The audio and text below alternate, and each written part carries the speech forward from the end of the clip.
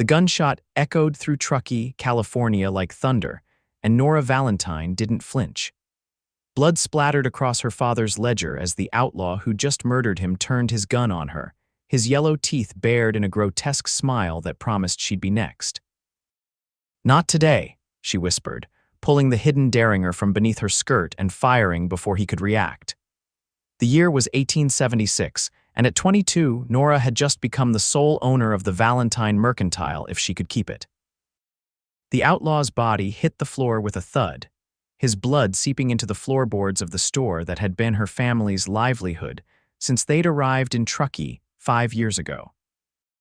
Nora's hands trembled as she lowered the small pistol, the acrid smell of gunpowder mixing with the familiar scents of leather, coffee, and tobacco that permeated the mercantile. "Papa," she whispered, kneeling beside her father's body, heedless of the blood soaking into her skirts. Tears blurred her vision as she closed his eyes, her throat tight with unshed grief. She wouldn't cry, not yet, not until she'd figured out what to do next. The bell above the door jingled, and Nora looked up to see Sheriff Mills standing in the doorway, his weathered face grim as he took in the scene before him. "Miss Valentine," he said, removing his hat. "Heard the shots. What happened here?" Nora stood, straightening her shoulders as she faced the lawman. "This man came in demanding money. When Papa refused, he shot him. I had no choice," Sheriff Mills nodded, kneeling to examine the dead outlaw. "This here's Jeb Harker, been wanted in 3 counties. He glanced up at her. "You did what you had to, Miss Valentine." "What happens now?" Nora asked, her voice steadier than she felt. "We'll take care of the bodies. You got someone who can help you with the store while we sort this out?" Nora shook her head. "It was just me and Papa." The sheriff sighed, his expression softening. "I'll send word to your cousins in Sacramento." "No," Nora said firmly. "I don't need them. I can manage the store myself." Sheriff Mills looked like he wanted to argue but thought better of it. "As you wish, Miss Valentine. But a young woman alone in a town like this, it ain't safe." "I just killed a man, Sheriff. I think I can manage." After the sheriff and his deputies had taken the bodies away, and Nora had scrubbed the blood from the floor until her hands were raw, she locked the mercantile's door and climbed the stairs to the small apartment she'd shared with her father. Only then, in the privacy of her bedroom, did she allow herself to weep, curling into herself as sobs racked her body. Morning came, and with it, the harsh reality that she was truly alone. Her mother had died of consumption 3 years ago, leaving just Nora and her father to run the store. Now, with him gone too, Nora had no one. She dressed with care, pinning her chestnut hair into a severe bun and choosing a high-necked black dress that wouldn't invite unwanted attention. The mercantile needed to open, the town depended on it, and she depended on the income. The next few weeks passed in a blur of inventory, accounts, and fending off unwanted suitors who saw a young woman alone as easy prey. Nora quickly gained a reputation for her sharp tongue and sharper business sense. She could calculate figures faster than most men and knew the value of every item in her store down to the penny. But keeping the mercantile afloat proved more difficult than she'd anticipated. Her father had extended credit to many of the miners and loggers in the area, and several seemed to think his death absolved them of their debts. Others tried to haggle with her, assuming she'd be easier to swindle than her father had been. They were wrong. "Madam, I ain't paying these prices," growled a burly logger one afternoon, slamming his fist on the counter. "Your pa would have given me a fair deal." Nora didn't back down. "My father's ledger shows you already owe $15. I'm not extending further credit until that's paid." The man leaned closer, his breath sour with whiskey. "Maybe we can work out another arrangement." "The only arrangement is you paying what you owe," Nora replied coldly, "or taking your business elsewhere." The man sneered but left without further incident. It wasn't the first such confrontation, nor would it be the last. But each one chipped away at Nora's resolve, making her question whether she could truly survive on her own. The final blow came when she discovered her father had taken out a loan from the bank to expand the store's inventory. The banker, Mr. Peterson, arrived one morning with the promissory note. "Your father borrowed $500, Miss Valentine. Payment is due in full by the end of the month." Nora stared at the paper, her heart sinking. That's impossible. The store doesn't have that kind of money. Peterson's thin lips curved into what might have been a smile on a kinder face. Then I suggest you find a husband quickly, or prepare to lose the mercantile. After he left, Nora locked the door and retreated to the storeroom, where she sank to the floor, surrounded by crates of merchandise she couldn't sell fast enough to save her livelihood. $500 might as well have been $5,000. She'd never raised that sum in 3 weeks. The next day brought more bad news. A telegram arrived from her father's supplier in San Francisco, informing her that the large shipment her father had ordered and apparently paid for in advance would arrive the following week. It was too late to cancel, and she'd have nowhere to store the goods if she lost the store. Desperate for advice, Nora visited Mrs. Abernathy, the elderly widow who ran the boarding house across the street. The older woman had been kind to Nora and her father when they'd first arrived in Truckee, and she'd checked on Nora regularly since her father's death. "What am I going to do?" Nora asked after explaining her predicament. Mrs. Abernathy poured tea and considered the question. "You've got 3 options as I see it: marry, sell, or find a partner with capital to invest." "I'm not marrying for money," Nora said firmly, "and I won't sell my father's store." "Then you need a partner," Mrs. Abernathy replied, "and as luck would have it, I might know someone who could help." Nora raised an eyebrow.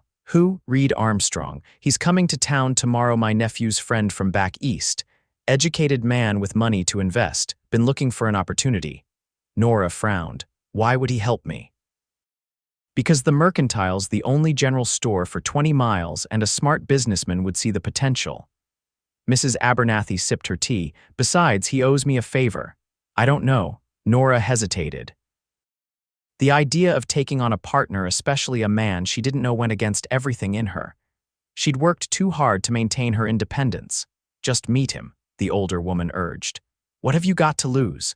The following afternoon, Nora waited nervously in Mrs. Abernathy's parlor, dressed in her best black dress, her hands folded tightly in her lap.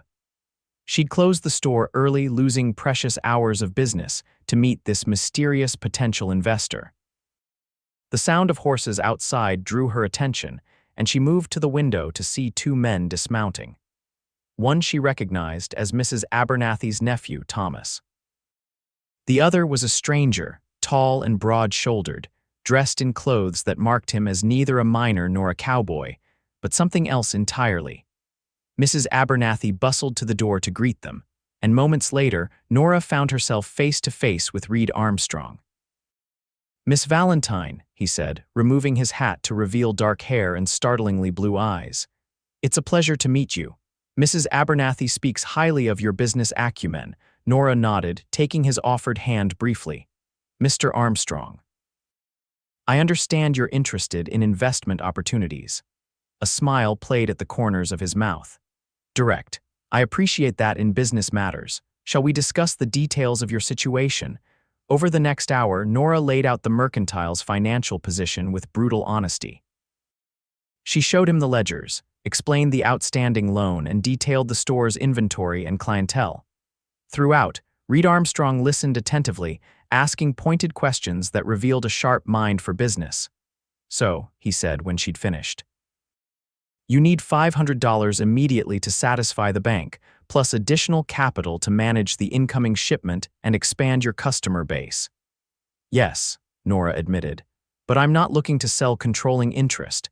Any partnership would be temporary until I can buy you out." Reid leaned back in his chair, studying her. "And why should I agree to such terms?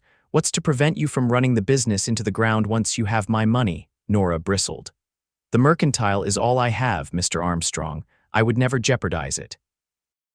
"Noble sentiments, but business requires more than good intentions." He tapped his fingers on the arm of his chair. "Here's my proposal. I'll provide the capital you need, $1,000. In exchange, I become an equal partner in the business for 1 year. During that time, we both work to increase profits. At the end of the year, if you wish to buy me out, you may do so at a fair market value." Nora frowned. "Equal partners, that would mean equal say in business decisions." "Precisely," Reid confirmed. I don't invest without having a voice in how my money is used. And if we disagree, then we discuss it like rational adults and find a compromise. He leaned forward. I have no desire to take your store from you, Miss Valentine, but neither will I be a silent partner. Nora stood and paced the room, mind racing. The offer was far better than she'd expected, in fact, but sharing control of the mercantile, even temporarily, felt like a betrayal of her father's legacy. I need time to think, she said finally. Reid nodded, rising as well. Of course. But the bank won't wait, and neither will your shipment. I'll stay in town for 2 days. After that, I have business elsewhere. After he'd gone, Mrs. Abernathy brought Nora a cup of tea. Well, what did you think of him? He seems competent, Nora admitted grudgingly. But I don't know if I can trust him. The older woman sighed. Trust is earned dear, but sometimes we must take a leap of faith. That night, Nora barely slept, weighing her options until dawn lightened the sky. By morning, she'd made her decision. She would accept Reid Armstrong's offer with certain conditions of her own. She found him at the hotel's restaurant, having breakfast alone. Without preamble, she slid into the chair across from him and placed a sheet of paper on the table. My terms, she said. I accept your investment, but I want our agreement in writing. 1-year partnership, after which I have the first option to buy you out. All major business decisions require mutual agreement, and I maintain sole ownership of the building itself. It's not part of the business assets. Reid picked up the paper, reading it carefully before looking up at her with newfound respect. You've thought this through. I have. Very well. He folded the paper and tucked it into his coat pocket. I'll have my lawyer draw up formal papers today. We can sign this afternoon, and I'll arrange for the bank transfer immediately. Nora nodded, relief washing over her. Thank you, Mr. Armstrong. He smiled then, a genuine smile that transformed his serious face. Reid, please. If we're to be partners, we should use first names. Nora then, she conceded, standing to leave. One more thing, Reid said, stopping her. Why do you insist on keeping the building separate from the business? Nora met his gaze steadily. Because no matter what happens with our partnership, I need to ensure I'll always have a roof over my head. Understanding dawned in his eyes. You don't trust me. I don't trust anyone, Mr. Armstrong. Not anymore. As she walked back to the mercantile, Nora wondered if she'd made the right decision. Reid Armstrong seemed honorable enough, but so had others who'd ultimately betrayed her trust. Her father had trusted his debtors to pay, trusted the bank to be reasonable, and now he was dead and she was nearly destitute. No, trust was a luxury Nora could no longer afford. The partnership papers were signed by sunset, and Reid moved his belongings into the small room adjacent to the storeroom. Nora had offered it reluctantly, knowing having him live on the premises made good business sense, even if it made her uncomfortable. The first few days were awkward as they established a working rhythm. Reid proved knowledgeable about inventory management and had a talent for negotiating with suppliers that even Nora had to admire. He treated the customers with respect but firmness, and to Nora's surprise, even the most difficult patrons seemed to respond well to him. How do you do that? She asked one evening after closing as they tallied the day's receipts. Do what? Reid looked up from the ledger. Get men like Hargrove to pay their tabs without argument. He always gives me trouble. Reid's expression darkened slightly. Men like Hargrove respect only one thing's strength. I simply made it clear that disrespecting you means disrespecting me, and I'm not as forgiving as you are. Nora bristled. I don't need you to fight my battles. No, you don't, Reid agreed easily. But as your partner, your battles are mine and mine yours. That's how this works. The shipment from San Francisco arrived the following week, 3 wagons loaded with goods that would have overwhelmed Nora had she been alone. With Reid's help, however, they managed to unload, inventory, and shelve everything in 2 days. The store looked better stocked than it had in years. As they worked side by side, Nora began to notice things about Reid that she'd initially overlooked. The way his hands, though large, handled delicate items with surprising gentleness. How he always seemed to anticipate what she needed before she asked. The rare but genuine laugh that transformed his serious face when something amused him. She also noticed how other women in town looked at him with interest that went beyond curiosity about the mercantile's new co-owner. Reid seemed oblivious to the attention, or perhaps simply uninterested. He devoted himself to the store with single-minded focus, often working well into the night on the accounts or writing letters to potential suppliers. One evening, as Nora was closing up the front of the store, the bell above the door jangled and a disheveled man stumbled in, reeking of whiskey. "We're closed," Nora said firmly, her hand instinctively moving to the small derringer she still kept in her pocket. The man grinned, revealing broken teeth. "Ain't closed for me, pretty lady. I need supplies." "Come back tomorrow when you're sober," Nora replied, backing toward the counter where the larger revolver was kept. The man lurched forward, grabbing her arm. "Now that ain't friendly. Your pa would have served me." Before Nora could reach her gun, Reid emerged from the storeroom, his expression cold. "Take your hand off her." Now, the drunk turned, sizing up Reid with bleary eyes. "Who the hell are you? The man who's going to throw you out on your ass if you don't release her immediately." Something in Reid's tone must have penetrated the man's alcohol-addled brain because he dropped Nora's arm and backed away. "Didn't mean no harm, just wanted some tobacco." "Tomorrow," Reid said, moving to stand beside Nora. "When you're sober and can remember your manners." The man muttered something under his breath but left without further incident. Once the door closed behind him, Nora let out a shaky breath. "Are you all right?" Reid asked, his voice gentler now. Nora nodded, rubbing her arm where the drunk had gripped it. "Yes, thank you." Reid's eyes narrowed as he noticed the forming bruise. "He hurt you." "I'm fine," Nora insisted, uncomfortable with his concern. "It happens sometimes." "It shouldn't," Reid said flatly. "No one has the right to put their hands on you." Nora was startled by the vehemence in his voice. "It's part of running a business in a town like this. You can't take it personally." Reid looked like he wanted to argue but instead nodded toward the stairs. "You should rest. I'll finish closing up." Nora hesitated, unused to relinquishing control. "Are you sure?" "Go," he said, his tone softening. "You've been on your feet since dawn." Too tired to protest further, Nora headed upstairs, surprised to find herself smiling slightly as she prepared for bed. It had been a long time since anyone had looked out for her welfare. The next morning, Nora came downstairs to find Reid already at work, reorganizing the display of hunting supplies to make room for the new fishing tackle that had arrived in the shipment. "Good morning," he said, looking up with a smile. "There's coffee on the stove." Nora poured herself a cup, watching him work. "You're up early," Reid shrugged. "Couldn't sleep. Thought I might as well make myself useful." He gestured to the display. "What do you think? I thought we might attract more of the sportsmen passing through if we showcased the better quality items." Nora examined his arrangement and had to admit it made sense. "It's good, though you might want to put the more affordable items at eye level. Most of our regular customers can't afford the fancy gear." Reid nodded, immediately making the adjustment. "Better." "Yes," Nora said, surprised at how readily he accepted her suggestion. Most men in her experience hated being corrected by a woman. As the days turned into weeks, Nora found herself gradually relaxing around Reid. They developed an easy working relationship, each recognizing the other's strengths and deferring accordingly. Reid handled the suppliers and the more difficult customers, while Nora managed the books and maintained relationships with the townspeople she'd known for years. Business improved steadily. Word spread that the mercantile was better stocked than ever, and customers began coming from neighboring settlements to shop. By the end of the first month, they'd paid off the bank loan and had a modest profit besides. "We should celebrate," Reid suggested one evening as they reviewed the monthly accounts. Nora looked up, puzzled. "Celebrate what?"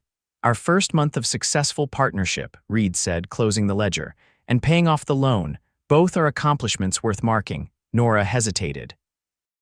She hadn't celebrated anything since her father's death, had barely allowed herself any pleasure at all. "I don't know.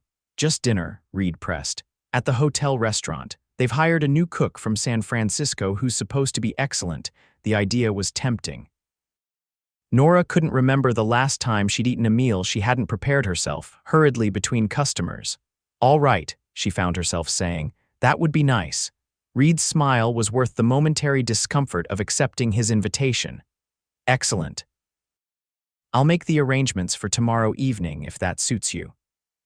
The next day passed in a blur of customers and inventory, but Nora found herself watching the clock as evening approached. At 5, earlier than they usually closed, Reid turned the sign on the door to closed and locked up. Take your time getting ready, he told Nora. Our reservation isn't until 6:30. Upstairs in her room, Nora faced the dilemma of what to wear. Her wardrobe consisted almost entirely of practical work dresses in dark colors, suitable for a shopkeeper in mourning. After some deliberation, she chose her one good dress, a deep burgundy that her mother had insisted she buy for special occasions. She hadn't worn it since before her father's death. Her reflection in the small mirror over her dresser startled her. With her hair arranged more softly around her face and wearing a color other than black, she looked younger, less severe. The burgundy brought out warm highlights in her chestnut hair and added color to her pale cheeks. When she descended the stairs at 6:15, Reid was waiting in the store, dressed in a well-cut suit that emphasized his broad shoulders. He stared at her for a moment before collecting himself. "You look beautiful," he said simply. Nora felt her cheeks warm. "Thank you. You clean up rather well yourself." The hotel restaurant was busy, but Reid had secured a table near the window overlooking the main street. The maitre d' seated them with a flourish that made Nora suspect Reid had tipped him generously. "This is lovely," Nora admitted, looking around at the well-appointed dining room. "I haven't been here since it was renovated last year." "Then I'm honored to be your first guest," Reid said, a hint of teasing in his voice. "What would you like to drink? They have a decent wine selection." They ordered a bottle of red wine to accompany their meal, and as they waited for their food, Reid surprised Nora by asking about her life before Truckee. "We lived in Boston until I was 17, she told him. "My father was a clerk in a shipping office there, but he always dreamed of having his own business. When my mother's health began to decline, the doctor suggested the mountain air might help her condition, so we came west." "Did it help her, I mean?" Nora shook her head. "For a while, perhaps. She lived 3 years longer than the doctors in Boston predicted, but the consumption took her in the end." Reid's expression was sympathetic. "I'm sorry, losing a parent is never easy, let alone both." "What about your family?" Nora asked, eager to shift the focus from her losses. "My father was a banker in New York. He expected me to follow in his footsteps, but I had other ideas." Reid took a sip of his wine. "I wanted to see more of the country, make my own way. We argued. I left. Eventually, I made enough of a success in business that he had to admit I'd chosen correctly." "And now," Nora asked, "what brings you to Truckee?" Reid's expression grew more guarded. "A desire for a fresh start. The East has become complicated for me." Something in his tone made Nora suspect. There was more to the story. But before she could press further, their food arrived: tender steaks with roasted potatoes and spring vegetables that made Nora realize how long it had been since she'd enjoyed a properly cooked meal. As they ate, the conversation turned to lighter topics: books they'd read, places they'd seen, humorous incidents in the store. Nora found herself laughing more than she had in months, perhaps years. Reid was an engaging storyteller, and his dry wit perfectly complemented her own more reserved humor. "You have a beautiful laugh," Reid said during a lull in conversation. "You should use it more often." Nora looked down, suddenly self-conscious. "I haven't had much reason to laugh lately." "Then I'll have to give you reasons," Reid replied, his blue eyes holding hers with an intensity that made her heart beat faster. The moment stretched between them, charged with something Nora wasn't ready to name. She broke the connection first, returning her attention to her dessert, a delicate apple tart that the cook had prepared specially. As they walked back to the mercantile through the quiet streets, Reid offered Nora his arm. After a moment's hesitation, she took it, conscious of the solid strength of him beside her. "Thank you for tonight," she said as they reached the store's entrance. "It was nice to forget about business for a few hours." Reid smiled down at her, his face half illuminated by the moonlight. "It was my pleasure. Perhaps we could make it a regular occurrence, to discuss business matters away from the store." Nora knew he was offering her an excuse, a way to accept without admitting she might enjoy his company for its own sake. Perhaps, she allowed, on occasion. That night, as Nora prepared for bed, she found herself thinking about Reid in a way that both alarmed and excited her.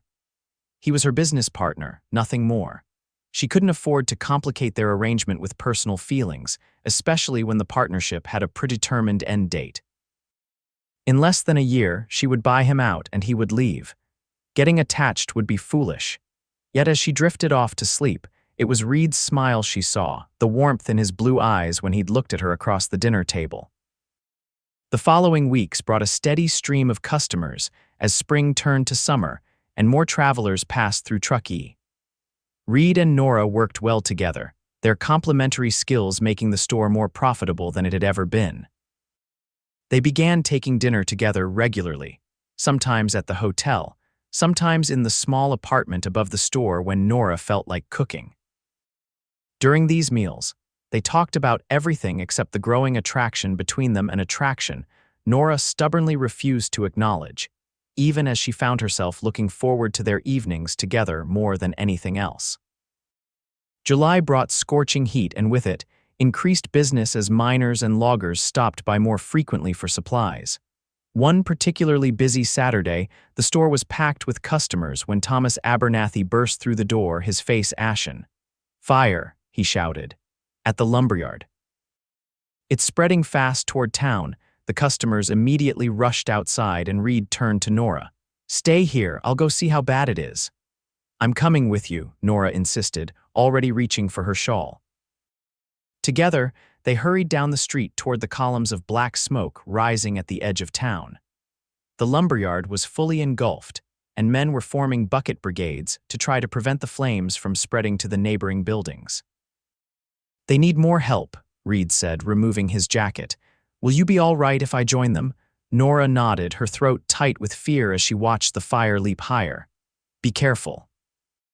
For the next several hours, Nora worked alongside the other women of Truckee, carrying water, tending to men overcome by smoke, and helping evacuate buildings in the fire's path. The heat was intense, the smoke choking, but the entire town fought together to save their homes and businesses. Nora lost track of Reid in the chaos, catching only occasional glimpses of him among the men fighting the fire directly. As darkness fell, the wind shifted, blowing embers toward the mercantile and the surrounding buildings. "We need to wet down the roofs." Someone shouted, and Nora found herself climbing the ladder to the mercantile's roof, passing buckets of water to Mrs. Abernathy's nephew, who doused the wooden shingles. From her elevated position, Nora could see the full extent of the fire and how close it had come to consuming the town. But the bucket brigades had succeeded in containing the worst of it to the lumberyard and a few outlying structures. As she descended the ladder, exhausted and smoke-stained, Nora scanned the crowd for Reid. When she didn't see him, worry gnawed at her. The last time she'd glimpsed him, he'd been helping to pull lumber away from the main fire to reduce its fuel. "Have you seen Mr. Armstrong?" she asked Sheriff Mills, who was organizing men to maintain a watch on the smoldering remains. The sheriff wiped his sooty face with a handkerchief. "Last I saw, he was helping carry some injured men to the doctors. That was maybe an hour ago." Nora thanked him and hurried toward Dr. Peterson's office, her heart pounding with a fear she didn't want to examine too closely. The small building was crowded with injured townspeople, some with burns, others suffering from smoke inhalation. She spotted Reid immediately, assisting the doctor with a young man whose arm was badly burned. Relief washed over her, so intense it made her knees weak. Reid looked up as if sensing her presence, and their eyes locked across the room. He said something to the doctor, then made his way to her, his face streaked with soot, his shirt torn and singed in places. "Are you all right?" They both asked simultaneously, then smiled tiredly at the shared concern. "I'm fine," Nora assured him. "The mercantile is safe. We wet down the roof and the wind changed direction before the embers could catch." Reid's shoulders slumped in relief. "Thank God."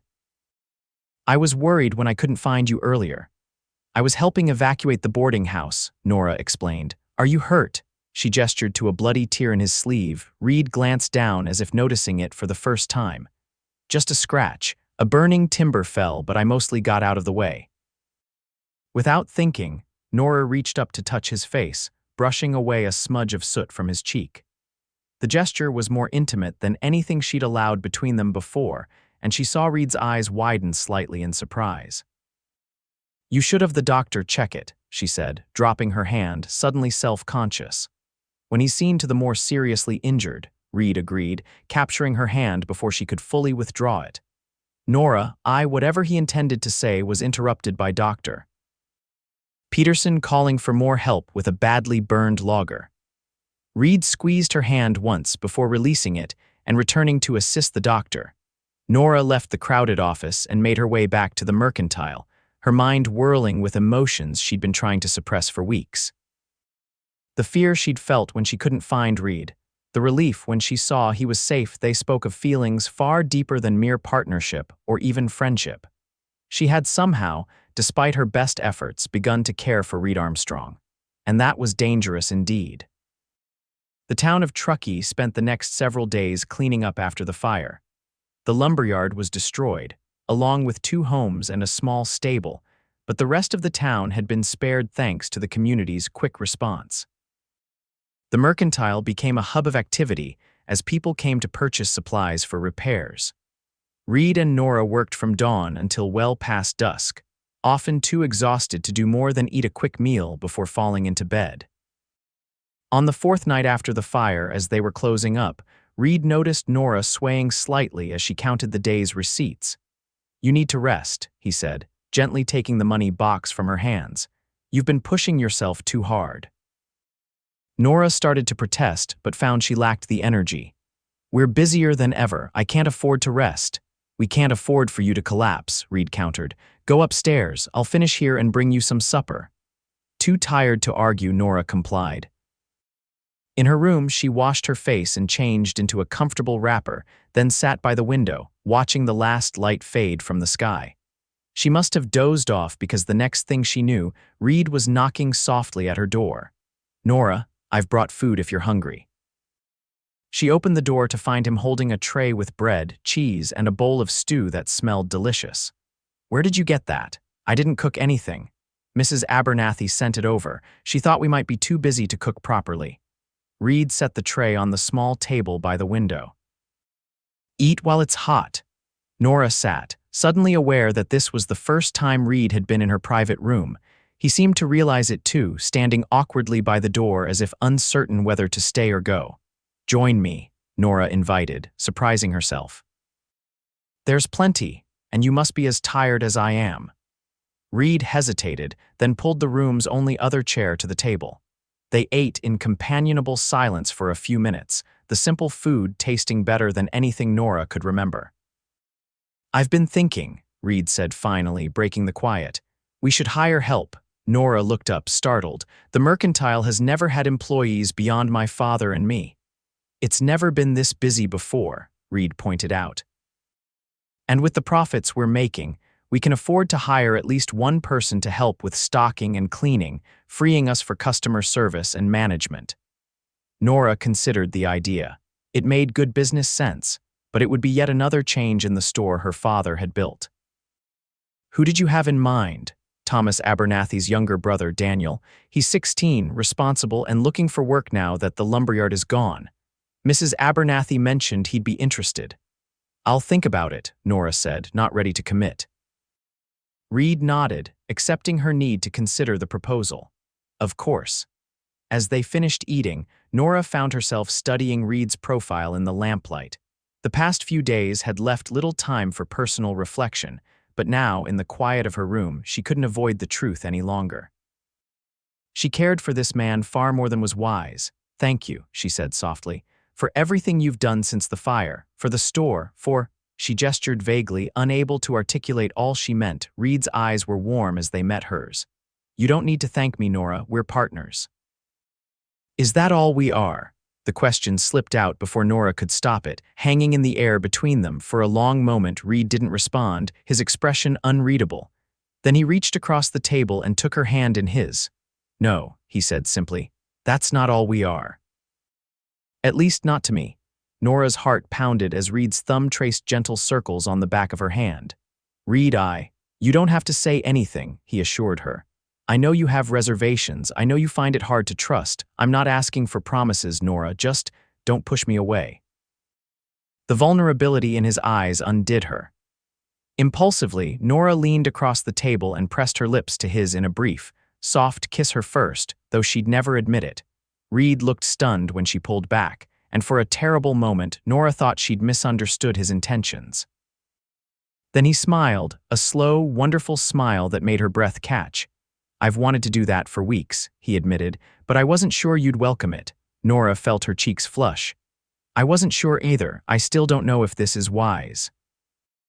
Reid stood and moved around the table, kneeling beside her chair to bring them to eye level. Wise or not, it's real. Whatever this is between us, Nora, it's worth exploring. He cupped her face gently, giving her every opportunity to pull away. When she didn't, he kissed her properly, a kiss that started soft and tentative but deepened as Nora responded, her hands coming up to rest on his shoulders.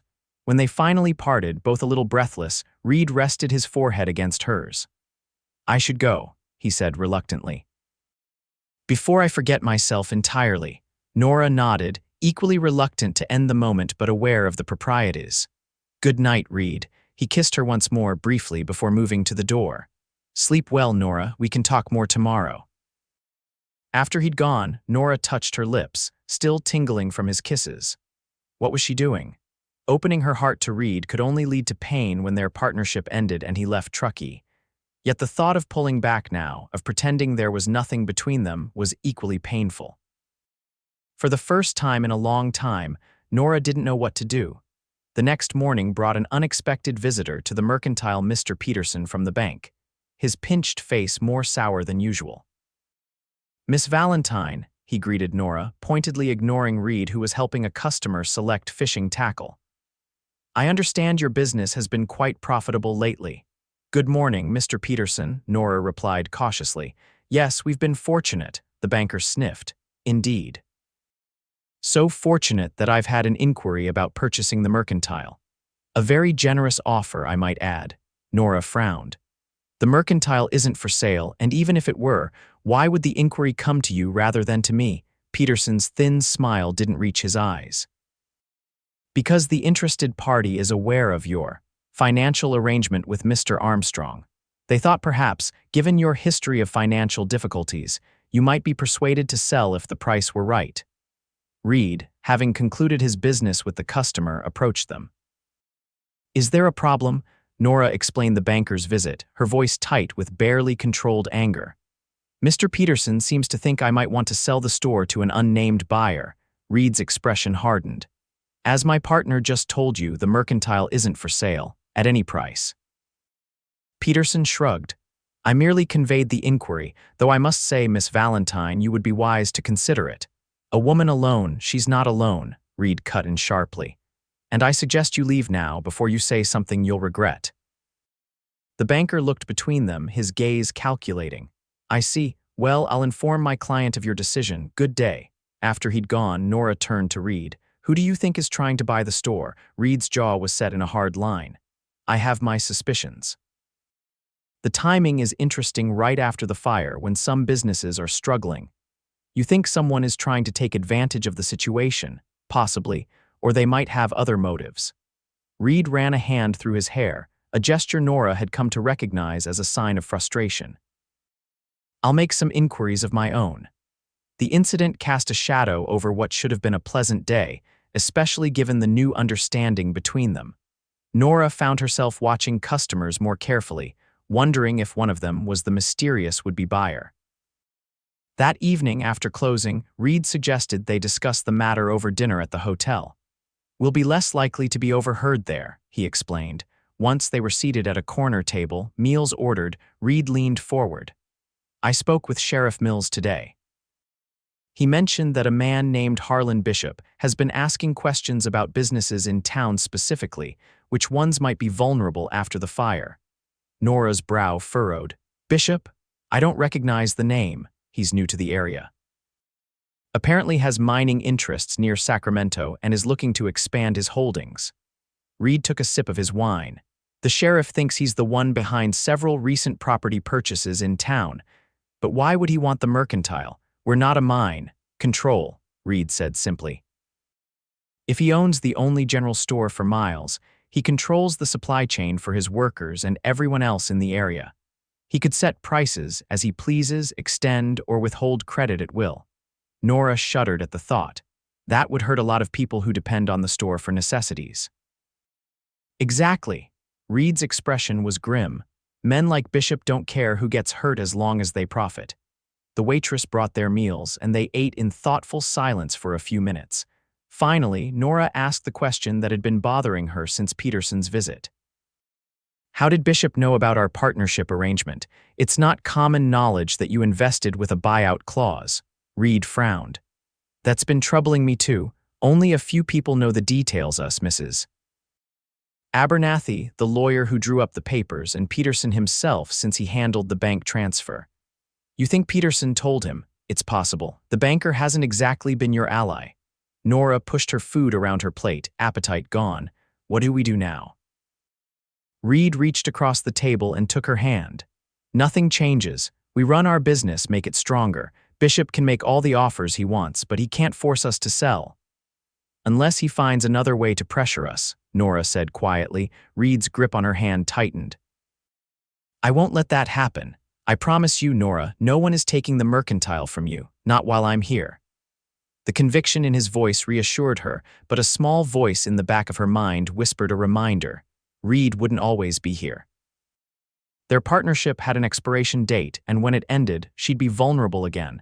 As if reading her thoughts, Reid said softly, I meant what I said last night, Nora. It's more than business to me. Nora met his gaze, seeing the sincerity there. It scares me, she admitted. Letting myself care for you, trusting that you won't hurt you, Reid finished when she trailed off. I can't promise I'll never cause you pain, Nora. No one can make that promise and keep it. But I can promise I'll never intentionally hurt you, and I'll do everything in my power to protect you and what matters to you. It wasn't the absolute guarantee her wounded heart craved, but it was honest, and perhaps, Nora thought, that was worth more than false assurances. I'm trying, she said finally. To trust, to believe in this, it's just difficult. Reid brought her hand to his lips, kissing her knuckles gently. Then I'll just have to prove myself worthy of your trust every single day. The simple declaration, spoken with such quiet certainty, touched Nora more deeply than any flowery profession of love could have. Reid understood her fears, her reluctance to open herself to potential pain again. And instead of dismissing those fears or pressuring her to overcome them immediately, he was offering her time and evidence. As they walked back to the mercantile after dinner, Nora let Reid take her hand, lacing her fingers with his. It was a small step, but it felt significant in acknowledgement that whatever was growing between them was worth the risk of pain. The following weeks brought increased prosperity to the mercantile, but also growing tension in the town. Harlan Bishop had indeed purchased several properties, including the site of the burned lumberyard, which he announced would be rebuilt as a larger, more modern operation. On the surface, this seemed like good news for Truckee, promising jobs and economic growth. But Reid remained suspicious of Bishop's motives, especially after learning that the new lumberyard would include its own company store, selling supplies directly to workers in direct competition with the mercantile. It's a calculated move, Reid explained to Nora as they reviewed inventory lists one evening. He knows he can't buy us out, so he's trying to undercut our business instead. Nora frowned. Can we compete with a company store? They'll be able to offer lower prices since they're subsidized by the lumber operation. We don't have to compete directly, Reid said thoughtfully. We need to focus on what makes the mercantile special: personal service, quality goods, fair credit terms for trusted customers. Things a company store can't or won't provide. They implemented Reid's strategy, expanding their inventory of higher quality items that the wealthier residents and travelers preferred, while maintaining fair prices on necessities for their regular customers. They also hired Daniel Abernathy to help with the increasingly busy store, freeing Nora and Reid to focus on building relationships with customers. The strategy seemed to be working. Even as Bishop's lumberyard rose from the ashes of the old one, the mercantile continued to thrive. But Nora couldn't shake the feeling that the conflict with Bishop was far from over. Her intuition proved correct when, one rainy afternoon in late August, Harlan Bishop himself walked into the mercantile. Nora had never met him, but she recognized him immediately from descriptions: tall, expensively dressed, with cold eyes that assessed everything in terms of monetary value. "Miss Valentine," he greeted her with a thin smile that didn't reach those calculating eyes. "And Mr. Armstrong. A pleasure to finally meet you both." Reid moved to stand beside Nora behind the counter, his posture protective without being obvious. "Mr. Bishop, what brings you to our establishment?" Bishop removed his gloves deliberately, taking his time before answering. "Curiosity, primarily." "I wanted to see the operation that's been the subject of so much discussion." "Discussion?" Nora asked, keeping her voice neutral. "Indeed. Your little store has quite a reputation in the area. Some say it's the finest mercantile between Sacramento and Reno." Bishop ran a finger along the polished counter. "I can see why. You run a tight ship." "Thank you," Nora replied, still wary. "We take pride in our business." Bishop nodded, his gaze sweeping the store. "As you should. It's a valuable enterprise." "Which brings me to my second reason for visiting today." He fixed his cold eyes on Nora. "I'd like to make you an offer directly, without going through intermediaries like Peterson." Nora stiffened. "As we informed Mr. Peterson, the mercantile is not for sale." "Everything has a price, Miss Valentine," Bishop said smoothly. "I'm prepared to offer you $5,000 cash for the business and building. That's more than double its market value." For a moment, Nora was too stunned to respond. $5,000 was an enormous sum, enough to set her up comfortably anywhere she chose to go. "The answer is still no," Reid said firmly when Nora remained silent. "But we're curious why you're so determined to acquire this particular property." Bishop's smile tightened. "Let's just say it would complement my other interests in the area. I believe in vertical integration, Mr. Armstrong.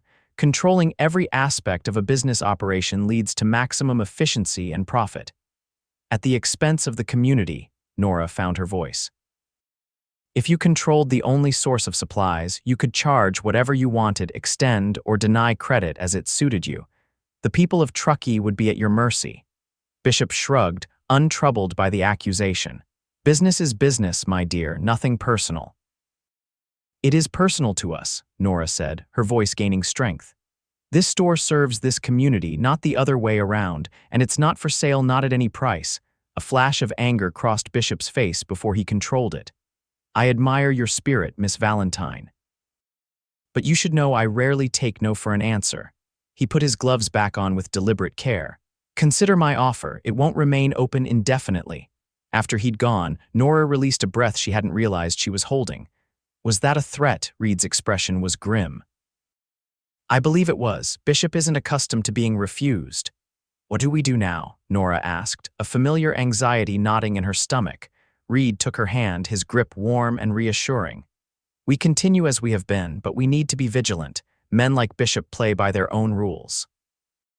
That night, Nora found sleep elusive, her mind churning with worry over Bishop's veiled threat and what it might mean for the mercantile and for her future with Reid. Their relationship had deepened over the past weeks, moving beyond tentative kisses to a true courtship.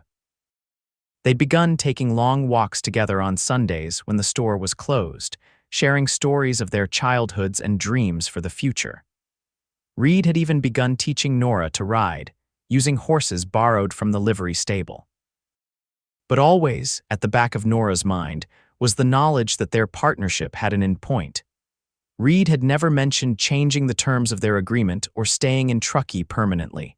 And Nora, still guarded despite her growing feelings, had never asked. Now, with Bishop's threat hanging over them, the uncertainty felt even more acute. If something happened to the mercantile, would Reid stay to help her fight, or would he cut his losses and return east? The question tortured her until dawn lightened the sky. By the time she dressed and went downstairs to open the store, Nora had resolved to ask Reid directly about his intentions, something she'd avoided doing out of fear of the answer. But as she turned the key in the lock, she noticed something odd. The door was already unlocked. Cautiously, Nora pushed it open, her hand going to the derringer in her pocket. The sight that greeted her made her gasp. The mercantile had been ransacked, shelves overturned, merchandise strewn across the floor, the cash register pried open and emptied. Even the large window at the front of the store had been smashed, glass glittering on the floor in the early morning light. "Reid," Nora called, panic rising in her throat as she hurried toward the storeroom where he had his quarters. He emerged before she reached it, disheveled and with a bruise forming on his cheekbone but very much alive. Relief washed over Nora, so intense she felt dizzy with it. "Are you hurt?" they asked each other simultaneously, echoing their exchange after the fire. Reid reached her in 2 long strides, his hands gentle as they checked her for injuries. "I heard them break in but couldn't get to the store in time. There were at least 3 of them, maybe more. They left through the back when I confronted them. Did you recognize any of them?" Nora asked, still shaken by how close she'd come to walking in on the robbery. Reid shook his head. "They wore masks, but this wasn't a random break-in, Nora. It was too organized, too deliberate, and they left this." He handed her a piece of paper, crumpled but legible. "Reconsider the offer," it read in block letters. Nora's hands trembled as she looked up at Reid. "Bishop." "Almost certainly, though we can't prove it." Reid's jaw tightened as he surveyed the damage. "We need to report this to Sheriff Mills right away." The sheriff arrived promptly, taking notes as they showed him the destruction and explained Bishop's visit the previous day. But without direct evidence linking Bishop to the break-in, there was little he could do. "I'll question Bishop," Mills promised. "And I'll keep an eye on the store at night for the next few weeks, but without witnesses who can identify the perpetrators." "We understand," Reid said grimly. "Thank you for your help, Sheriff." After Mills left, Reid and Nora began the daunting task of cleaning up. Daniel arrived for his shift and was shocked by the destruction, but immediately pitched in to help. Mrs. Abernathy and several other townspeople, hearing of the break-in, came to assist as well. By midday, they had cleared most of the debris and righted the shelves. The window would take longer to replace, but Reid had boarded it up temporarily. The cash box had been emptied of about $40, a significant loss, but not devastating. As the volunteers gradually departed, Nora found herself alone with Reid in the storeroom, taking inventory of the damaged goods. "I was afraid they'd hurt you," she admitted quietly, the fear she'd suppressed all morning finally surfacing. "When I saw the door unlocked."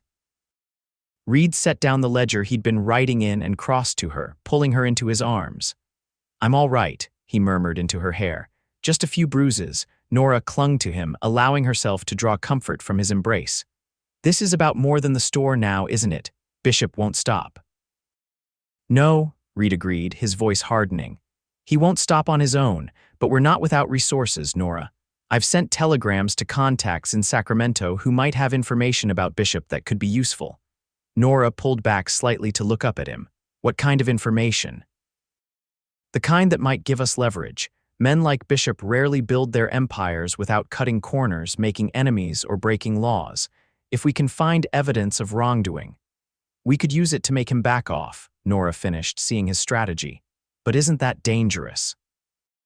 If he's willing to ransack our store, what else might he do?" Reid's expression was resolute. "That's why I want you to stay with Mrs. Abernathy for a while, at least until we're certain Bishop won't escalate further." Nora bristled. "I'm not leaving my store, are you? We face this together." "Nora, be reasonable. If anything happened to you, and if anything happened to you while I was safely tucked away at the boarding house," Nora countered. "How do you think I would feel then?" "No, Reid, I won't hide." They argued for several minutes, neither willing to concede. Finally, Reid threw up his hands in frustration. "You are the most stubborn woman I have ever met," he declared. "Won't you even consider your safety?" "I am considering it," Nora replied evenly. "I'm safer with you than anywhere else, and you're safer with me watching your back." Reid stared at her for a long moment before a reluctant smile tugged at his mouth. "You're right, we're stronger together." He touched her cheek gently. "But promise me you'll be careful, no unnecessary risks." Nora leaned into his touch. I promise if you do. That night, they took turns keeping watch, neither fully trusting that Bishop's men wouldn't return. Nora insisted on taking the first shift, sending Reid to get some rest after the ordeal of the night before. As she sat in the darkened store, Derringer in her lap and shotgun within reach, Nora reflected on how much her life had changed in the months since her father's death. She had gone from a sheltered shopkeeper's daughter to a businesswoman defending her livelihood against threats, both financial and physical. And somewhere along the way, she had opened her heart to a man she'd initially seen as little more than a necessary business arrangement. The thought brought her back to the question she'd intended to ask Reid before discovering the break in what would happen when their year of partnership ended. Would he want to extend it? Would he ask her to marry him? Or would he take his profits and return east, leaving her alone again? Nora was still pondering these questions when Reid came to relieve her around midnight. "You should rest," he said softly, taking the chair she'd been occupying. "You look exhausted." Nora hesitated, not ready to leave him alone. "Reid, there's something I need to ask you." He looked up, his expression open. "What is it?" "When our partnership ends." Nora began, then faltered, unsure how to phrase her concern without sounding needy or presumptuous. Understanding dawned in Reid's eyes. "You're worried about what happens after the year is up." Nora nodded, relieved he'd understood without her having to explain. "Yes, with Bishop's threats and everything else, I need to know what to plan for." Reid set the shotgun aside and stood, taking both her hands in his. "Nora, I have no intention of leaving Truckee when our partnership agreement expires. Unless, she prompted when he hesitated. "Unless you want me to go," he said quietly. My plan has been to buy the adjacent building and expand the mercantile. To build something permanent here, with you." The words sent a surge of joy through Nora, so intense it nearly brought tears to her eyes. "You want to stay, even after all this trouble with Bishop, especially after all this trouble," Reid confirmed, his blue eyes serious in the dim light. "I'm not a man who backs down from a fight, Nora, especially not when I'm fighting for someone I care about deeply." Nora felt the last of her reservations melting away. "I want you to stay," she whispered. "I want us to build something together." Reid's smile was worth every moment of doubt and fear she'd endured. "Then that's what we'll do. Once we deal with Bishop." Nora knew he was right. Bishop remained a very real threat to everything they hoped to build. But for the first time since her father's death, she didn't feel alone in facing the challenges ahead. "Go rest," Reid urged, kissing her forehead. "I'll wake you in a few hours for your watch." Nora nodded, reluctantly releasing his hands and heading upstairs. Despite her exhaustion, she fell asleep with a smile on her face, Reid's words echoing in her mind. "I'm fighting for someone I care about deeply." The next few days passed in a tense state of vigilance. Reid and Nora took turns sleeping so that someone was always awake and alert. Sheriff Mills increased his patrols past the mercantile, and several of the townspeople who'd helped clean up after the break-in made a point of stopping by regularly to check on them. On the third day, Reid received responses to his telegrams. Nora watched anxiously as he read them, his expression growing more thoughtful with each one.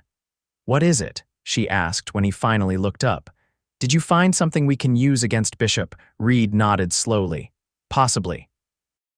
According to my contact in Sacramento, Bishop is under investigation by the federal government for land fraud. He's apparently been bribing officials to obtain mining rights on federal land, then selling those rights to unsuspecting investors. Can we prove it?" Nora asked, hope kindling within her. "Not directly, but my contact mentioned a former associate of Bishop's who might be willing to testify against him, a man named Edward Collins who worked as Bishop's accountant until recently. He's believed to have documents that could incriminate Bishop." "Where is this Collins now?" Reid's expression grew troubled. "That's the problem. No one knows exactly. He disappeared from Sacramento about a month ago, just before the investigation became public knowledge. Some fear Bishop may have had him killed to silence him." Nora's hope dimmed. "So we're back where we started." "Not necessarily. My other contact, a reporter for the Sacramento Bee, believes Collins may be hiding in the Sierra foothills, possibly in one of the smaller mining camps. He's made inquiries and expects to have more information within a few days. And until then, we wait and we prepare. Reid's jaw set in a determined line. If Collins is alive and has evidence against Bishop, we need to find him before Bishop does. The waiting proved more difficult than Nora had anticipated. Each day brought new customers to the store, and she found herself studying every unfamiliar face, wondering if it might be Collins or one of Bishop's men watching them. Bishop himself didn't return to the mercantile, but his presence loomed over Truckee as work on the new lumberyard progressed rapidly. Rumors circulated that he was offering exceptionally high wages to draw workers from other businesses in town, including some of the mercantile's regular customers who took jobs at the lumberyard. "He's trying to isolate us," Nora observed one evening as they reviewed the day's sales, noticeably lower than the previous week. "Turn the town against us by offering them something we can't match." Reid nodded grimly. "It's a calculated strategy. But it won't work if we can expose him before he gets too entrenched here." The following day, a dusty traveler entered the mercantile late in the afternoon, just as Nora was preparing to close for the day. He was middle-aged, with spectacles and the look of a man who worked indoors rather than out in the elements. "Can I help you?" Nora asked, noting his nervous glance toward the windows. "I hope so," the man replied quietly. "I'm looking for Reid Armstrong." "I was told he might be interested in some information I have." Nora's pulse quickened. "May I ask who's inquiring?" The man hesitated, then said, "My name is Collins, Edward Collins." Nora maintained her composure with effort. "Mr. Armstrong is in the storeroom. If you'll wait here, I'll fetch him for you." She found Reid inventorying a new shipment of tools. "There's a Mr. Collins here to see you," she said meaningfully. "He says you might be interested in some information he has." Reid's head snapped up. "Collins, here." He put down the ledger immediately. "Stay alert, this could be a trap." They returned to the front of the store together, where Collins was still standing near the door, his posture tense as if ready to flee at any moment. "Mr. Collins," Reid greeted him, offering his hand. "I'm Reid Armstrong." "This is my partner, Nora Valentine." Collins shook Reid's hand briefly. "Is there somewhere more private we could speak? I don't want to be seen talking to you." Reid nodded. "The storeroom. Nora, could you lock the front door and put up the closed sign?" Once they were sequestered in the storeroom, Collins seemed to relax marginally. He removed his hat, revealing thinning hair and a deeply lined face. "I understand you've been asking about me," he said without preamble. "And about Harlan Bishop." Reid nodded. "We've had some trouble with Bishop. He wants to buy our store, and we believe he was behind a break-in here a few days ago." Collins didn't look surprised. That's his method. When money doesn't work, he uses intimidation, and when intimidation fails, he trailed off ominously. "You worked for him," Nora said. "It wasn't a question." "For 3 years, as his accountant and sometimes legal advisor." Collins removed his spectacles and cleaned them nervously on his handkerchief. "I knew he operated in gray areas of the law, but I told myself it wasn't my concern.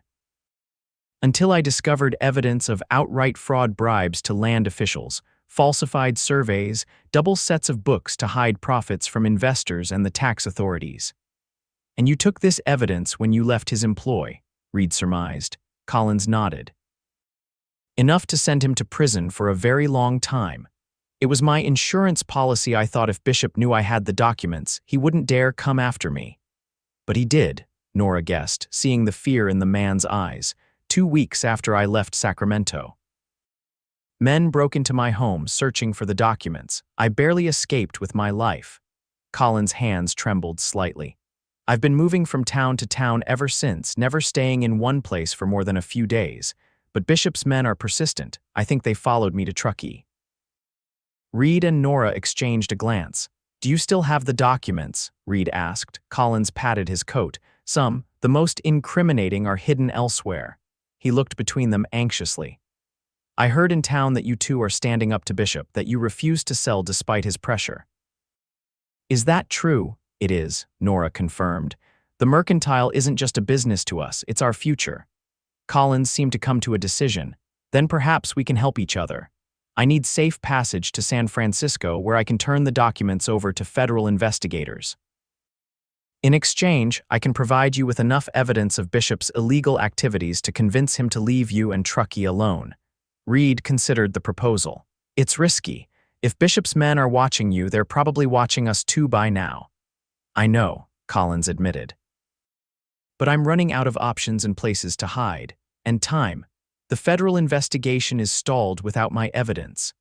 Where are the rest of the documents? Nora asked. In a strongbox buried near the old mining camp at Gold Run. I can retrieve them on the way to San Francisco. Reid and Nora stepped aside to confer privately. What do you think? Reid asked her in a low voice. Can we trust him? I think so, Nora replied.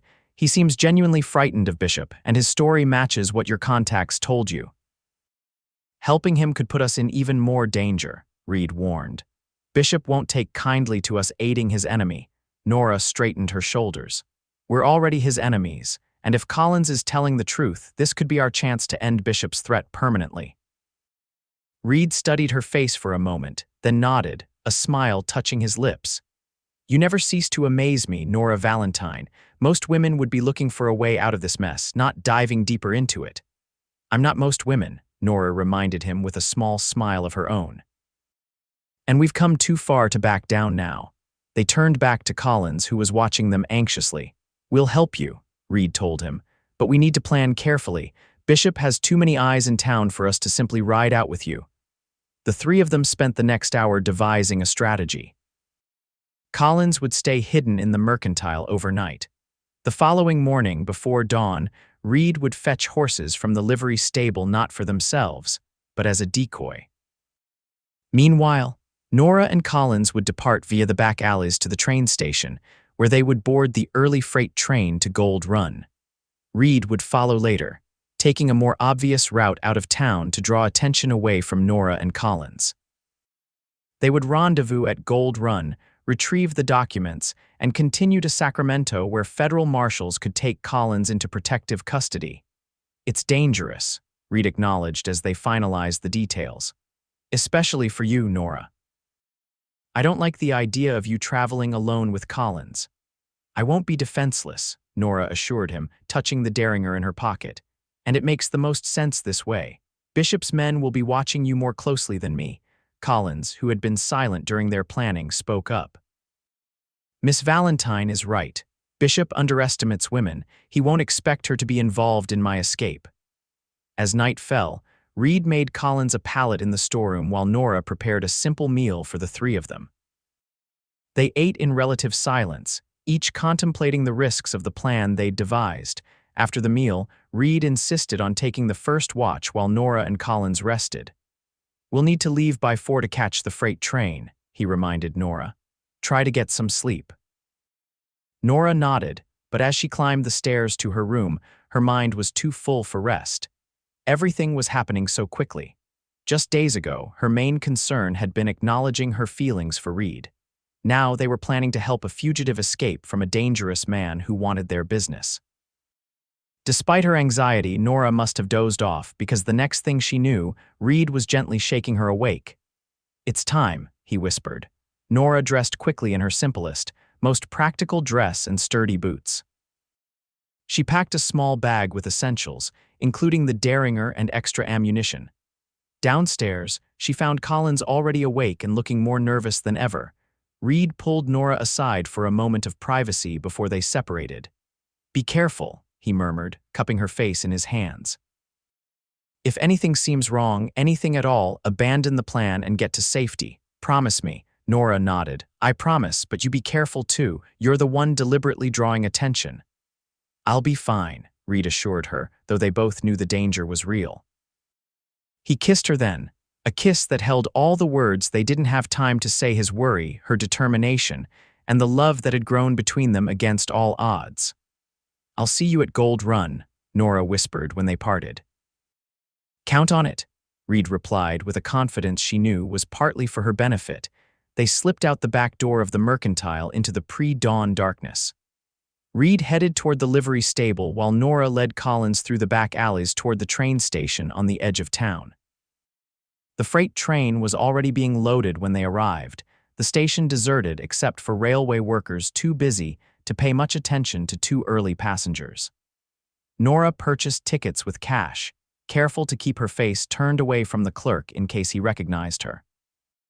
As the train pulled out of Truckee, Nora allowed herself a small sigh of relief.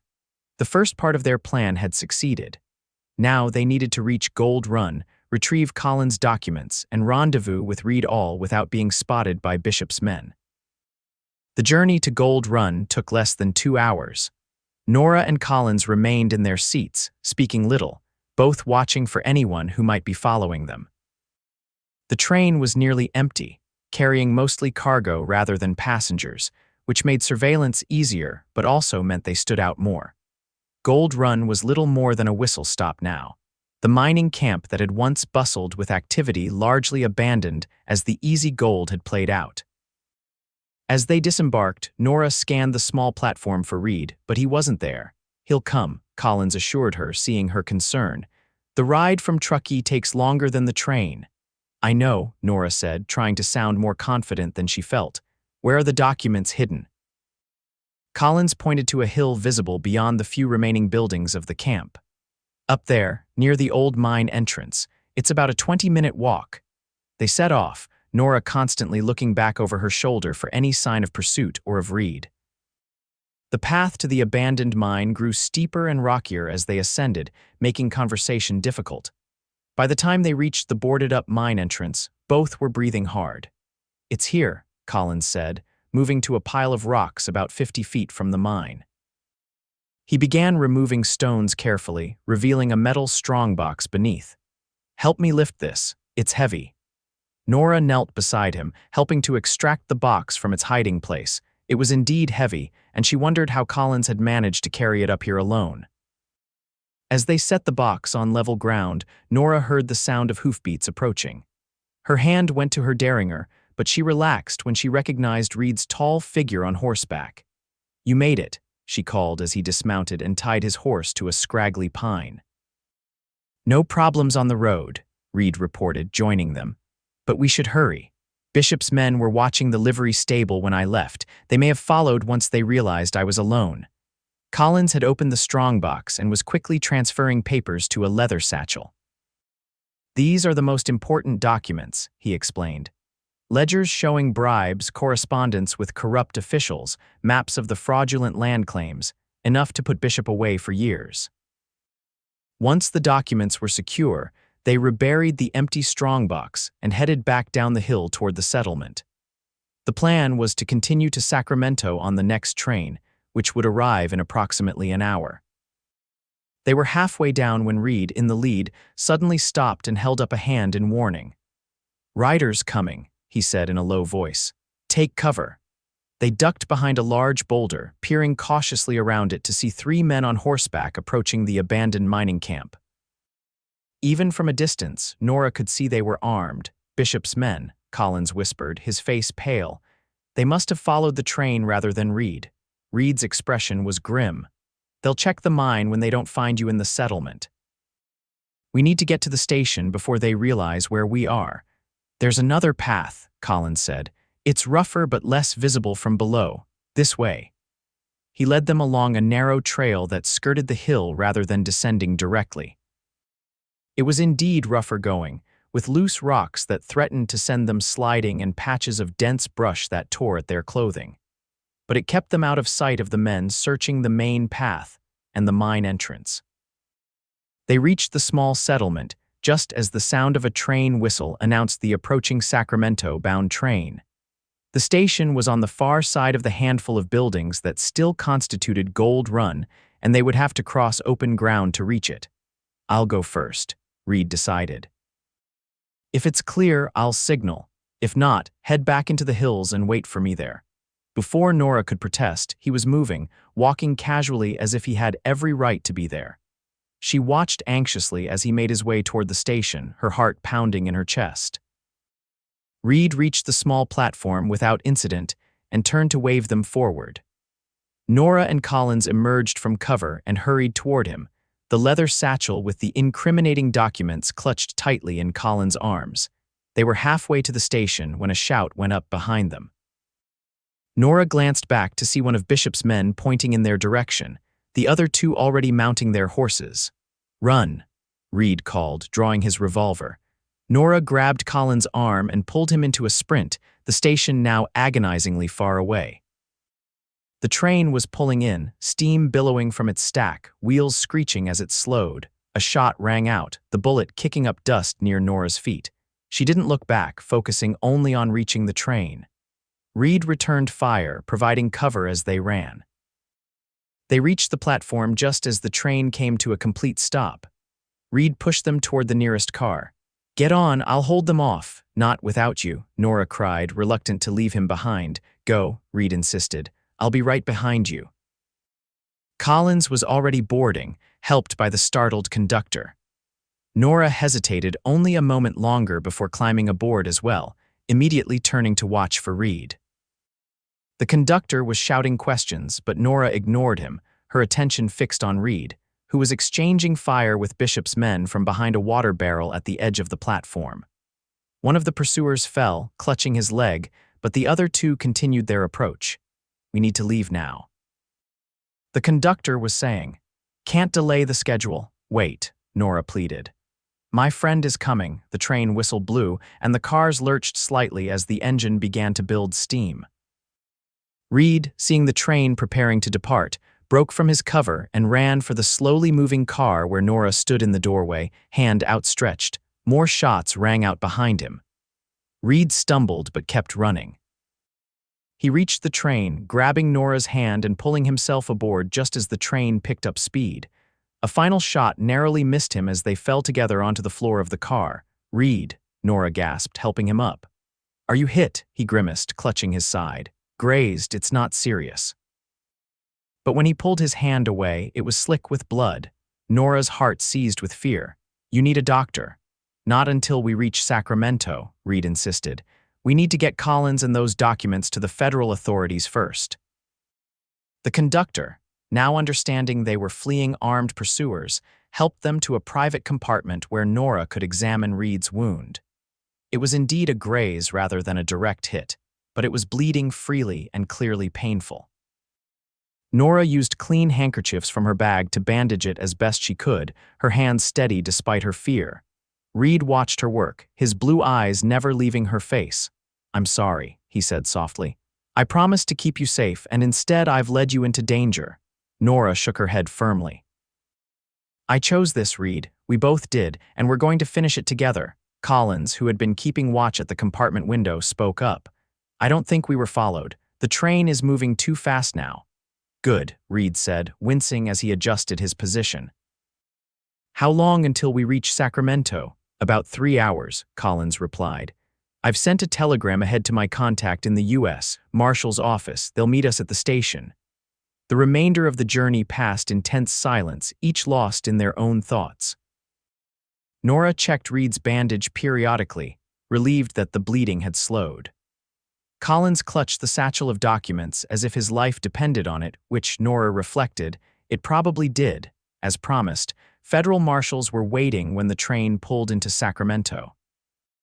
They took custody of Collins and his evidence immediately, and one of them arranged for a doctor to see to Reid's wound while they gave their statements about Bishop's activities in Truckee. The doctor cleaned and properly bandaged Reid's side, confirming that the bullet had only grazed him and no serious damage had been done. "You're lucky," he told Reid. "An inch to the left and we'd be having a very different conversation." The thought made Nora shudder. How close she had come to losing Reid, before they'd even had a chance to build the future they'd begun to envision together. After giving their statements, they were escorted to a hotel where they could rest under the protection of the marshals until it was safe to return to Truckee. They were given adjoining rooms, a propriety that Nora appreciated even as she was reluctant to let Reid out of her sight. "Try to get some rest," Reid urged her as they stood in the hallway between their rooms. The marshals said they're already preparing to arrest Bishop based on Collins' evidence. It should be safe to return home in a day or two. Home. The word resonated within Nora. The mercantile had always been home to her, but now she realized it wasn't just the building or the business she was eager to return to, it was the life she and Reid were building there together. "I will if you will," she replied, managing a small smile despite her exhaustion. Reid brushed a strand of hair from her face, his touch tender. I love you, Nora Valentine. I should have told you before we undertook this mad adventure, but I was waiting for the right moment. Nora's heart swelled at the words she'd longed to hear. I love you too, Reid. I think I have almost from the beginning, even when I was trying my hardest not to. Reid laughed softly, then winced as the movement pulled at his wound. We're quite a pair, aren't we? Both so determined to maintain our independence that we nearly missed what was right in front of us. Not missed, Nora corrected. Just approached cautiously. Reid's smile warmed his entire face. Very cautiously in your case, but I understood why. And I meant what I said that night in the mercantile. I'll prove myself worthy of your trust every single day for as long as you'll let me. Nora reached up to touch his face, her fingers tracing the line of his jaw. You already have, more than you know. They parted reluctantly, each retreating to their own room to rest. Nora fell asleep almost instantly, her body and mind exhausted from the day's events. She woke to knocking at her door and found a marshal on the other side. Bishop's been arrested, he informed her. Along with several of his associates, the evidence was even more damning than we expected. You and Mr. Armstrong are free to return to Truckee whenever you're ready. Relief washed over Nora. It was over. Bishop would face justice, and the mercantile, their future, was secure. She found Reid already awake and dressed, his bandaged side clearly paining him but his spirits high. Have you heard the news? He asked as she joined him for breakfast in the hotel dining room. Yes, I can hardly believe it's really over. Believe it, Reid said, reaching across the table to take her hand. Bishop will be in prison for years, if not decades. His assets will be frozen pending the outcome of his trial, including the lumberyard in Truckee. The town is safe from his influence. They returned to Truckee the following day, arriving to find the mercantile untouched in their absence. Daniel Abernathy had kept the store open with Mrs. Abernathy's help, and they were delighted to see Nora and Reid safe. News of Bishop's arrest, and the part they had played in it, spread quickly through the town. Customers who had been avoiding the mercantile out of fear of Bishop's retaliation returned, many apologizing for their temporary desertion. Life gradually returned to normal, or as normal as it could be after such events. Reid's wound healed cleanly, leaving only a small scar to remind them of the danger they had faced together. The mercantile prospered as summer turned to fall, and plans for the expansion Reid had mentioned began to take shape. One crisp October evening, after the store had closed, Reid asked Nora to accompany him on a walk. He led her to a small hill overlooking the town, where the first stars were beginning to appear in the darkening sky. I brought you here for a reason, Reid said, taking both her hands in his. This spot has the best view of Truckee of our home. Nora smiled, looking out at the town spread below them, lights beginning to glow in windows as dusk deepened. It's beautiful. Not as beautiful as you, Reid replied, his voice suddenly serious. Nora, when I came to Truckee, I was looking for a business opportunity, a place to invest my money and skills. I never expected to find a partner who would challenge me, support me, and ultimately steal my heart. He reached into his pocket and withdrew a small box, and Nora's breath caught in her throat as she realized what was happening. The partnership agreement we signed says I have the option to buy you out after a year, Reid continued, opening the box to reveal a delicate diamond ring. But I'm proposing a different arrangement, a lifetime partnership in business and in life. Nora Valentine, will you marry me? Tears of joy filled Nora's eyes as she looked from the ring to Reid's hopeful face. Yes, she whispered, her voice breaking with emotion. Yes, I will marry you. Reid slipped the ring onto her finger, then pulled her into his arms, kissing her with a tenderness that spoke of all the love and promise between them. When they finally parted, both were smiling through tears. I still can't believe how much my life has changed since you walked into it, Nora said, admiring the ring on her finger, a physical symbol of the future they would build together. For the better, I hope, Reid teased. For the better, Nora confirmed, her heart full. Though I never would have believed it that first day when you proposed our business partnership, I was so determined not to trust anyone again. Reid's expression grew serious. And I meant what I said then, that I would prove myself worthy of your trust every day. That promise doesn't end with our engagement or even with our marriage. It's a lifetime commitment." "I know," Nora said softly, resting her head against his chest. "And that's why I can trust you with my heart as well as my business." They were married in the small church in Truckee just before Christmas, with Mrs. Abernathy beaming proudly from the front pew as if she'd personally arranged the match. In a way, Nora reflected, she had. The mercantile, now officially Armstrong and Valentine General Store, expanded as Reid had envisioned, taking over the adjacent building to create separate departments for household goods, clothing, and hardware. They hired additional staff, including Daniel Abernathy, who showed a natural aptitude for business that reminded Nora of herself at his age. Spring brought news that Colin's testimony had secured Bishop's conviction on multiple counts of fraud and corruption. He was sentenced to 15 years in federal prison, his criminal empire dismantled. The lumberyard in Truckee was sold to honest investors who completed its construction and operated it as a legitimate business, bringing needed jobs to the town without the exploitative practices Bishop had planned. And summer brought the most precious gift of all, the birth of their son, William, named for Nora's father. As she cradled the infant in her arms, Reid beside her with wonder and love in his eyes, Nora marveled at the journey that had brought them to this moment. "He's perfect," Reid whispered, gently touching the downy head of their son. "He is," Nora agreed, overwhelmed with love for both her husband and her child. "And so is this life we've built together." Reid kissed her forehead, then his son's, his expression one of complete contentment. "Who would have thought that a business partnership could lead to all this?" Nora smiled up at him, remembering the guarded woman she had been, afraid to trust after losing so much. "I certainly didn't, but I'm grateful every day that you were stubborn enough to prove me wrong." "Not wrong," Reid corrected gently, "just cautious, and with good reason, but some risks are worth taking." As their son drifted to sleep in her arms, secure and loved, Nora knew Reid was right.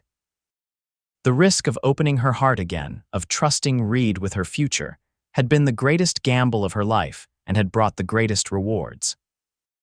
In the years that followed, the mercantile continued to thrive under their joint management, becoming one of the most respected businesses in the region. They added to their family a daughter, Elizabeth, born 2 years after William, and another son, James, 2 years after that. Through it all, through the challenges of business and parenthood, through the inevitable disagreements and reconciliations that come with any partnership, Reid kept his promise. Every day, in ways both large and small, he proved himself worthy of Nora's trust, and she, who had once vowed never to trust again, found herself living a life richer and more fulfilling than she had ever dared to dream.